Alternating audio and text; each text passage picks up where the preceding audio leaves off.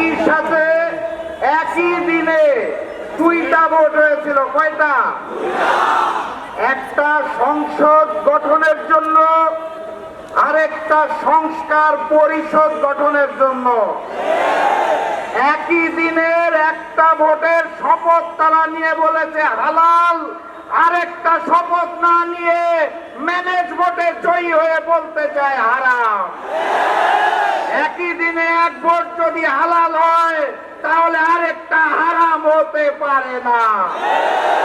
70% জনগণের হ্যাঁ ভোটের রায়কে যারা অস্বীকার করে বেঈমানি করতে চায় তাদের স্থান এই বাংলার মসনদে হবে না ইনশাআল্লাহ।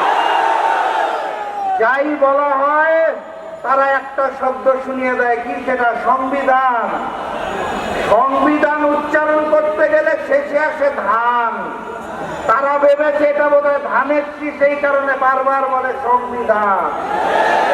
এটা ওই যে নির্বাচনের আগে নিকৃষ্ট স্লোগান দিত, কি জানি, লাগারে লাগা ধান লাগা, ওই ধান নয়।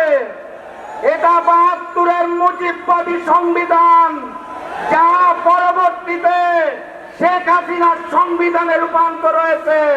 সেই সংবিধানকে তারেক বাদের সংবিধান আমরা হতে দেব না। অতএব কথাবার্তা পরিষ্কার, গণভোটের রায়কে সম্মান জানিয়ে বাস্তবায়ন করুন, না হলে যেই আন্দোলন করে তোলা হবে মসনদ থাকবে না ইনশাআল্লাহ। বিজয়ের পথে যাত্রা শুরু, জীবন অথবা মৃত্যু। আসসালামু আলাইকুম। চ্যানেল বি+, নতুন সূর্যোদয়, নতুন বাংলাদেশ।